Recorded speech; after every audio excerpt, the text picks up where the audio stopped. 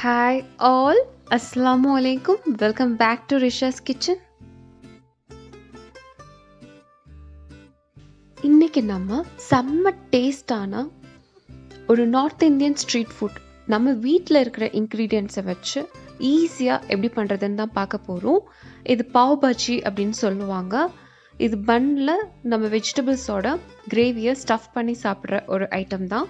இது நம்ம வீட்டில் இருக்கிற இன்க்ரீடியன்ஸை வச்சு எப்படி பண்ணுறது அப்படின்னு தான் நான் காட்ட போகிறேன். இந்த வீடியோக்குள்ளே போகிறதுக்கு முன்னாடி நீங்கள் இது வரைக்கும் என்னுடைய சேனல் சப்ஸ்கிரைப் பண்ணல அப்படின்னா சப்ஸ்கிரைப் பண்ணிடுங்க. கூடவே பெல் ஐக்கன் கிளிக் பண்ணிடுங்க. பாவ்பாஜிக்கு முதல்ல நம்ம பாஜிக்கு மாவு ரெடி பண்ணணும், அதாவது பன்னோட மாவு ரெடி பண்ணணும். அதுக்கு நான் இங்கே 1/2 கப் வெது வெது சூடான பால் ஒரு பவுலில் எடுத்திருக்கேன். அதில் 1 table spoon yeast, 1 table spoon sugar add பண்ணி இதை நல்லா மிக்ஸ் பண்ணி வச்சுக்கோங்க. ஈஸ்ட் வந்து நார்மலாக எல்லா கடைகள்லையுமே நீங்கள் கேட்டாலே கிடைக்கும். இதை நல்லா மிக்ஸ் பண்ணி ஒரு 15 மினிட்ஸ் நீங்கள் வந்து அப்படியே ரெஸ்ட் பண்ண விட்டிங்கன்னா நம்மளோட ஈஸ்ட் நல்லா ஆக்டிவேட் ஆகி கிடைக்கும். இப்போது 15 மினிட்ஸ் ஆயிடுச்சு. நம்மளோட ஈஸ்ட் நல்லா பொங்கி ஆக்டிவேட் ஆகி கிடச்சிருக்கு. இதை நல்லா மிக்ஸ் பண்ணிவிட்டு நம்ம ஒரு மிக்சிங் பவுலில் இதை மாற்றிடலாம். இப்போ இதில் நான் ஃப்ளார் தான் ஆட் பண்ண போகிறேன். நான் இங்கே 2 கப் மைதா மாவை எடுத்துக்கிறேன். அதாவது 250 ml கப்பில் 2 கப் மைதா மாவு ஆட் பண்ணிக்கோங்க.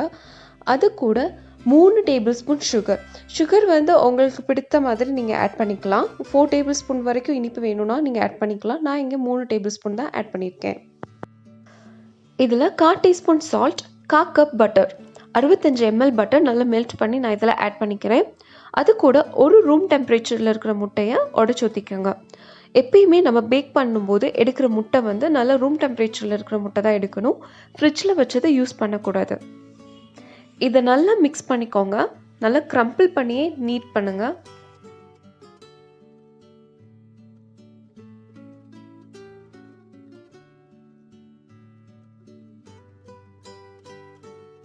இது நல்லா ஸ்டிக்கியாக தான் வரணும் மாவு. இந்த மாதிரி வரும்போது நீங்கள் ஒரு 3 டேபிள் ஸ்பூன் பால் கூட ஆட் பண்ணிக்கோங்க. அப்போ தான் நம்மளோட பன் நல்லா சாஃப்டாக வரும். இது நல்லா மிக்ஸ் பண்ணிக்கோங்க. இந்த மாதிரி கையில் மாவு ஒட்டுச்சு அப்படின்னா லைட்டாக ஆயில் மட்டும் உங்கள் கையில் க்ரீஸ் பண்ணிவிட்டு நீங்கள் மாவை பிணைச்சிக்கலாம். இதை நல்லா மிக்ஸ் பண்ணி ஒரு 10 மினிட்ஸ் நல்லா நீங்கள் பிணைச்சிக்கோங்க. அப்போ தான் நம்மளோட பன் வந்து சாஃப்டாக வரும். இது இந்த மாதிரி வந்த உடனே லைட்டாக ஆயில் க்ரீஸ் பண்ணிவிட்டு ஒரு டேம்ப் க்ளோத் வச்சு இதை க்ளோஸ் பண்ணி வச்சுருங்க. ஒரு 2 ஹவர்ஸ்க்கு அட்லீஸ்ட் ஒரு 2 ஹவர்ஸ்க்காவது வைக்கணும். இந்த டைம் நம்ம பாவ் ரெடி பண்ணிக்கலாம், அதாவது உள்ளுக்கு வைக்கிற ஸ்டஃப் ரெடி பண்ணிக்கலாம். அதுக்கு நான் இங்கே ஒரு பேனை ஹீட் பண்ணி அதில் 3 டேபிள் ஸ்பூன் பட்டர், ரூம் டெம்பரேச்சரில் இருக்கிற பட்டர் தான் நான் எடுத்திருக்கேன். 3 டேபிள் ஸ்பூன் பட்டர் ஆட் பண்ணிக்கிறேன். பட்டர் நல்லா மெல்ட் ஆகி வந்த உடனே 2 டீஸ்பூன் ஜீரகம் சேர்த்துக்கோங்க. இது நல்லா வதங்கினதுக்கு அப்புறமா 3 பெரிய வெங்காயத்தை பொடிசாக அரிஞ்சு நான் இதில் ஆட் பண்ணிக்கிறேன். நான் இங்கே 3 மீடியம் சைஸ் ஆனியன் தான் எடுத்திருக்கேன். இது நல்லா சாட் ஆகணும். ஆனியன் நல்லா டிரான்ஸ்லூசண்டாக வந்ததுக்கு அப்புறமா நம்ம தக்காளி ஆட் பண்ணிக்கலாம். நான் இங்கே 4 தக்காளியை பொடிசாக அரிஞ்சு இதில் ஆட் பண்ணிக்கிறேன். இது கூட 2 டீஸ்பூன் பட்டர் ஆட் பண்ணிக்கோங்க. இது நல்லா மிக்ஸ் பண்ணிக்கோங்க. இந்த பாவ் பொறுத்தவரை பட்டர் எவ்வளோக்கு எவ்வளோ ஆட் பண்ணுறீங்களோ அவ்வளோ டேஸ்ட்டாக வரும். இதை நல்லா மிக்ஸ் பண்ணிக்கோங்க. இப்போ தேவைப்பட்ட சால்ட் ஆட் பண்ணிக்கோங்க. நான் இங்கே இப்போது ஒரு 1/2 டீஸ்பூன் சால்ட் ஆட் பண்ணிக்கிறேன், தக்காளியோட கலர் போகாமல் இருக்கிறதுக்காக. இது நல்லா வதங்கினதுக்கு அப்புறமா 1 கப் capsicum, அதாவது 1 கப் குடமிளகாவை பொடிசாக அரிஞ்சு நான் இதில் ஆட் பண்ணிக்கிறேன். இது நல்லா வதங்கினதுக்கு அப்புறமா பட்டர் இந்த மாதிரி தனியாக செப்பரேட் ஆகி வரும். இந்த டைம் நம்ம வேக வச்சு மசிச்ச உருளைக்கிழங்கு நான் இதில் ஆட் பண்ணிக்கிறேன். நான் இங்கே 4 மீடியம் சைஸ் உருளைக்கிழங்கு தான் நல்லா மசிச்சு வச்சுருந்தேன். அதை நான் இதில் ஆட் பண்ணி நல்லா மிக்ஸ் பண்ணி விட்டுக்கிறேன். கொஞ்சம் கூட கிளம்ஸே இல்லாதபடி நல்லா மிக்ஸ் பண்ணிக்கோங்க. இது நல்லா மிக்ஸ் ஆனதுக்கப்புறமா நான் இதில் கேரட் ஆட் பண்ணிக்கிறேன். நான் 3 கேரட்டை குக்கரில் பட்டர் போட்டு வேக வச்சு வச்சுருந்தேன். அதை நான் இதில் நல்லா மேஷ் பண்ணி ஆட் பண்ணிக்கிறேன். கேரட் ஆட் பண்ணதுக்கப்புறம் இதை நல்லா மேஷ் பண்ணி இன்னொரு தடவை நல்லா மசிச்சு நீங்கள் மிக்ஸ் பண்ணிக்கோங்க. இப்போ நம்ம இதுக்கு தேவையான மசாலா பவுடர்ஸ் ஆட் பண்ணிடலாம்.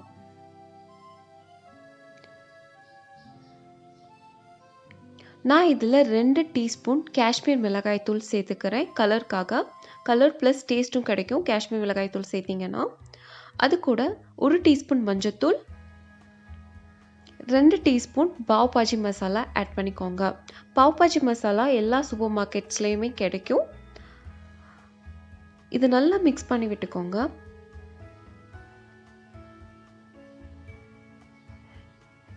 இது நல்லா ஜூஸியாக இருக்கணும். அதுக்காக நான் 1/2 கப் வாட்டர் ஆட் பண்ணிக்கிறேன். அதாவது 1/2 கப் தண்ணி நான் இதில் சேர்த்துக்கிறேன். இது நல்லா மிக்ஸ் பண்ணிவிட்டு இப்போ நம்ம பட்டர் ஆட் பண்ண போகிறோம். இதில் நான் 3 கியூப் பட்டர் ஆட் பண்ணிக்கிறேன். பாவ்பாஜியை பொறுத்தவரை பட்டர் நீங்கள் எவ்வளோக்கு எவ்வளோ பட்டர் ஆட் பண்ணுறீங்களோ அவ்வளோக்கு அவ்வளோ ஃப்ளேவர்ஸ் அண்ட் டேஸ்ட் சூப்பராக வரும். இதில் 1 டேபிள் ஸ்பூன் பாவ்பாஜி மசாலா நான் இனியும் ஆட் பண்ணிக்கிறேன் டேஸ்ட்டுக்காக. பாவ்பாஜி மசாலா வந்து புளிப்பு, இனிப்பு, காரம் எல்லாமே சேர்ந்து ஒரு ஃப்ளேவர் தான். இதனால் மிக்ஸ் கொடுத்துக்கோங்க. டயட் இருந்தீங்கன்னா தயவு செஞ்சு 1 டைம் சாப்பிட்றதுனாலாம் ப்ராப்ளம் இல்லைங்க. பட்டர் நிறைய சேர்த்துக்கோங்க. அப்போ தான் டேஸ்ட்டு சூப்பராக வரும். ஃபைனலாக நம்ம லெமன் ஜூஸ், நான் இங்கே ஒரு மீடியம் சைஸ் லெமனை ஹாஃபாக கட் பண்ணி அதோட ஜூஸை நான் இதில் ஸ்க்யூஸ் பண்ணி விட்டுக்கிறேன். இதை சேர்த்ததுக்கப்புறம் நல்ல ஒரு மிக்ஸ் கொடுங்க. இந்த மாதிரி நம்மளோட பாவ்பாஜி மசாலா இருக்கணும். இதோட கன்சிஸ்டன்சி. இப்போது இதில் கொரியாண்டர் லீஃப், மல்லி எல்லாம் உங்களுக்கு எவ்வளோக்கு எவ்வளோ கிடைக்குதோ அவ்வளோக்கு எவ்வளோ நீங்கள் ஆட் பண்ணிக்கோங்க. எனக்கு குவாரண்டைன் டைம்னால கிடைக்கல, அதனால் நான் ஹாஃப் ஹேண்ட் தான் ஆட் பண்ணியிருக்கேன். இது நல்லா மிக்ஸ் பண்ணிக்கலாம். இப்போ நம்மளோட பாவ்பாஜி மசாலா ரெடி ஆயிடுச்சு. இதை அப்படி ஃப்ளேம் ஆஃப் பண்ணி க்ளோஸ் பண்ணி வச்சிடலாம். இப்போது 2.5 மணி நேரம் ஆயிடுச்சு. நம்மளோட மாவு வந்து நல்லா பொங்கி புசு புசுன்னு இருக்குது. இதை லைட்டாக பஞ்ச் பண்ணிவிட்டு நம்ம சாஃப்டாக பிணைஞ்சிக்கலாம். ரொம்ப ஹார்ஷாக நீங்கள் பிணையக்கூடாது. இந்த மாதிரி நான் பண்ணுற மாதிரியே பண்ணிக்கோங்க. இதை வந்து பால்ஸாக நம்ம பிரிச்சுக்கலாம். நான் இங்கே 9 பால்ஸ் எடுத்துக்கிறேன். இப்போது பேக்கிங் ட்ரேயை நல்லா பட்டரை வச்சு இந்த மாதிரி க்ரீஸ் பண்ணி கொடுத்துக்கோங்க. எல்லா சைடுமே பட்டரை வச்சு நல்லா க்ரீஸ் பண்ணி அதை ஒரு சைடாக நம்ம வச்சிடலாம். ஓவனில் பண்ணுறதுக்கு ஸ்கொயர் ட்ரேயும் குக்கரில் பண்ணுறதுக்கு ரவுண்ட் ட்ரேயும் நான் எடுத்திருக்கேன். அதை நல்லா க்ரீஸ் பண்ணி வச்சுக்கிட்டேன். இப்போது நம்ம எடுத்து வச்சுருந்த பால்ஸை நல்லா ரோல் பண்ணிவிட்டு நம்ம இதில் அரேஞ்ச் பண்ணி வச்சுக்கலாம். கொஞ்சம் எடை விட்டே அரேஞ்ச் பண்ணிக்கோங்க. நல்லா இந்த மாதிரி டக்கின் பண்ணிவிட்டு அப்புறம் ப்ரெஸ் பண்ணி ரோல் பண்ணிக்கோங்க. அப்போ தான் நம்மளோட பன் வந்து நல்லா கரெக்ட் ஷேப்பில் கிடைக்கும். கொஞ்சம் ஸ்பேஸ் விட்டு நீங்கள் இந்த மாதிரி அரேஞ்ச் பண்ணுங்கள். ஏன்னா நம்ம பேக் பண்ணும்போது நம்மளோட பன் வந்து நல்லா பொங்கி வரும். இதை இந்த மாதிரி அரேஞ்ச் பண்ணி கொடுத்ததுக்கப்புறம் நம்ம பட்டரால் ப்ரஷ் பண்ணி கொடுக்க போகிறோம். நான் இங்கே 3 டேபிள் ஸ்பூன் பட்டரை நல்லா மெல்ட் பண்ணி அதை இதில் ப்ரஷ் பண்ணி கொடுத்துக்கிறேன். பட்டர் எல்லா இடத்துக்குமே பரவுற மாதிரி ப்ரஷ் பண்ணி கொடுத்துக்கோங்க. அப்போ தான் நம்மளோட பன் வந்து மேலே நல்லா ப்ரௌன் கலரில் கிடைக்கும். இதை ஒரு ஈர துணியால் க்ளோஸ் பண்ணி ஒரு 1/2 hour நீங்கள் அப்படியே ரெஸ்ட் பண்ண விட்டுருங்க. 1/2 hourக்கு அப்புறம் பார்த்தீங்க அப்படின்னா நம்மளோட மாவு வந்து இந்த மாதிரி டெவலப் ஆகி கிடைக்கும். இப்போது ஒரு முட்டையை உடைச்சி அதை நல்லா பீட் பண்ணி அதை வச்சு நம்ம இதில் ப்ரஷ் பண்ணி கொடுத்துக்கலாம். நம்ம எப்படி பட்டரை ப்ரஷ் பண்ணோமோ அதே மாதிரி ப்ரஷ் பண்ணி கொடுத்துக்குறோம். அப்போ தான் நம்மளோட பன் வந்து நல்லா க்ளேஷியஸாக ஷைனிங்காக நமக்கு கிடைக்கும்.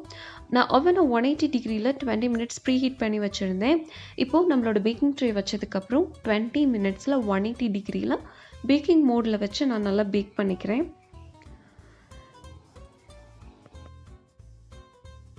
இப்போது 18 மினிட்ஸ் தான் ஆச்சு. என்னோடய பன் வந்து நல்லா குக்காகி கிடச்சிருச்சு. ஒவ்வொருத்தவங்க ஓவனை பொறுத்து டைமிங் மாறும். இப்போது நான் இதை வந்து ஒரு பட்டரால் இந்த மாதிரி நல்லா மேலே ப்ரஷ் பண்ணி கொடுத்துக்கிறேன், தேய்ச்சி கொடுத்துக்கிறேன். இதனால என்ன ஆகும் அப்படின்னா நம்மளோட பன்னோட மேலே வந்து நல்லா ஹார்ட் ஆகாமல் சாஃப்டாகவே ரீட்டைன் ஆகும். இப்போ இதை ஒரு ஈர துணி வச்சு நல்லா க்ளோஸ் பண்ணி ஒரு 5 மினிட்ஸ் விட்டுருங்க. இப்போ 5 மினிட்ஸ்க்கு அப்புறம் பார்த்தீங்க அப்படின்னா நம்மளோட பன் வந்து நல்லா சாஃப்டாக ஃப்ளஃபியாக செம்மையாக இருக்குது. வீட்டில் பண்ண பன் செம்ம டேஸ்ட்டில் இருக்குது.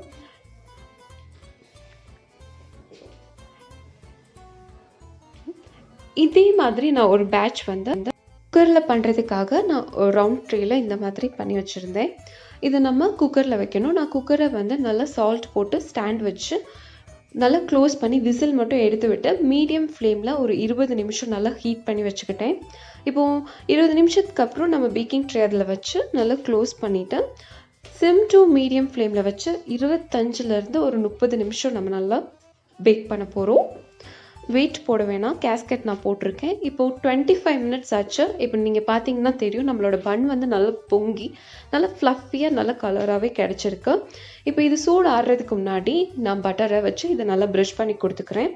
இப்போ குக்கரில் பண்ண பன் அப்படின்னு நீங்கள் வித்தியாசம் கண்டுபிடிக்கவே முடியாது.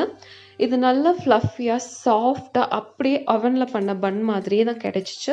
இப்போ நம்ம இதை வந்து பாவ்பாஜி பிளேட்டிங் பண்ணணும். நம்ம பண்ணி வச்சுருந்த மசாலாவையும் பன்னையும் வச்சு கட் பண்ண ஆனியன்ஸையும் வச்சு நம்ம இதை பிளேட் பண்ணால் போதும்.